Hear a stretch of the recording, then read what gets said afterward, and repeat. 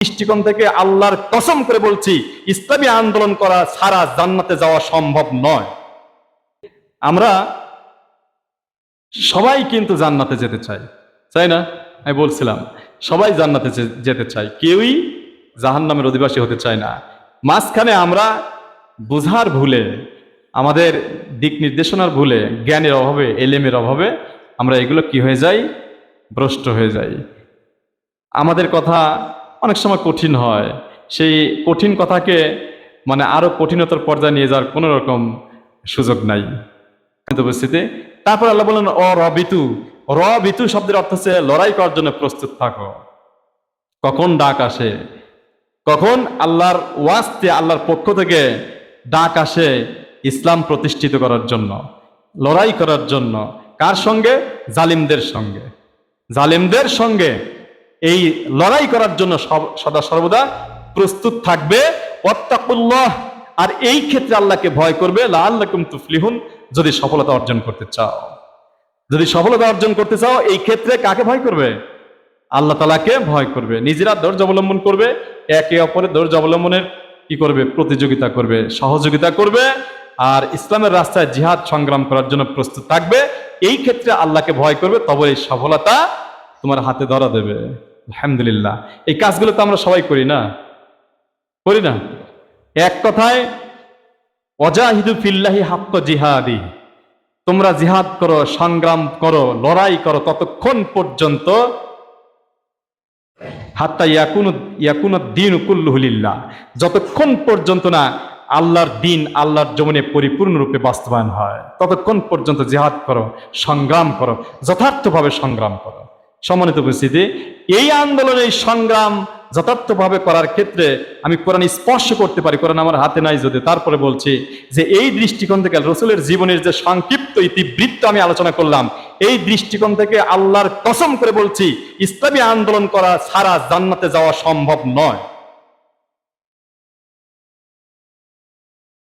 ইসলামী আন্দোলন করা ছাড়া কশ্চিন কারো জান্নাতে যাওয়া সম্ভব নয়। কারণ লক্ষ লক্ষ হাজার হাজার পয়গম্বর ইসলামী আন্দোলন করেছেন, রাসূল পাক সাল্লাল্লাহু আলাইহি সাল্লাম ইসলামী আন্দোলন করেছেন, সাহাবায়ে কেরাম ইসলামী আন্দোলন করেছেন। এই ইসলামী আন্দোলন করা ফরজ। এই আন্দোলন থেকে যারা নিজেদেরকে গোটায় নেবে, তাদের ফয়সালা অন্যরকম হবে। এই জন্য বলছি, ইসলামী আন্দোলন করা ছাড়া জান্নাতে ফাকর ফকর দিয়ে হয়তো যেতে পারেন, কিন্তু ইসলামী আন্দোলন করা ছাড়া জান্নাতে যাওয়া যাবে না, কশ্চিন কারো সম্ভব নয়। জোর দিয়ে বলছি, সম্ভব নয়। ইয়া আইয়ুহাল্লাযীনা আমানু দুখুলু ফিস সিলমি কাফা, হে ঈমানদারেরা, তোমরা পরিপূর্ণরূপে ইসলামের মধ্যে দাখিল হও। পরিপূর্ণরূপে ইসলামের মধ্যে দাখিল হও মানে কি? তুমি কার্ল মার্কস মতবাদ করবে, তোমার ঈমান থাকবে না। তুমি ধর্মনিরপেক্ষতাবাদে বিশ্বাস করবে, তোমার ঈমান টিকবে না। তুমি সমাজতন্ত্রে বিশ্বাস করবে, তোমার ঈমান ধোপে টিকবে না। তুমি কি করবে? জাতীয়তাবাদে বিশ্বাস করবে, এই বিশ্বাসে তোমার ঈমান রক্ষা হবে না। ঈমান যদি রক্ষা হতেই হয়, করতেই হয়, উদখুলু ফিস সিলমি কাফা, পরিপূর্ণভাবে, you have to enter into Islam completely. আপনাকে সম্পূর্ণরূপে ইসলামের মধ্যে দাখিল হতে হবে।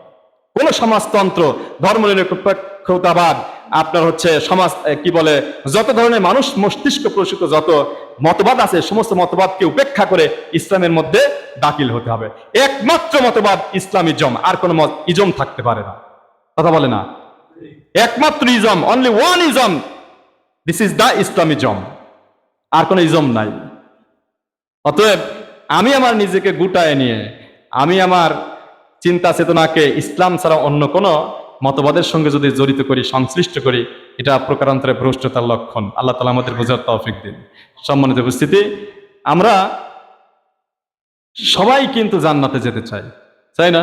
আমি বলছিলাম সবাই জান্নাতে যেতে চাই, কেউই জাহান্নামের অধিবাসী হতে চায় না।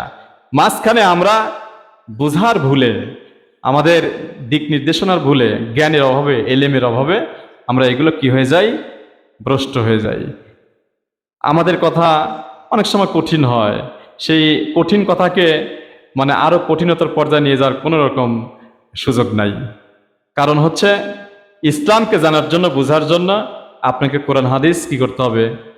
চর্চা করতে হবে, কোরআন হাদিসের পাশে বসতে হবে, ইলম অর্জন করতে হবে, না হয় আলেমের ছাত্র হতে হবে। নিজে আলেম হন, না হয় আলেমের ছাত্র হন, না হয় আলেমের শ্রোতা হন, না হয় আলেমের বন্ধু হন। এই চারের বাইরে হওয়া যাবে না, চারের বাইরে হওয়া যাবে না। হয় নিজে আলেম হবেন, না হয় আলেমের ছাত্র হবেন, না হয় আলেমের শ্রোতা হবেন, না হয় আলেমের বন্ধু হবেন। চারের বাইরে গেলেই আপনি ধ্বংস। ইলম অর্জন করতে হবে।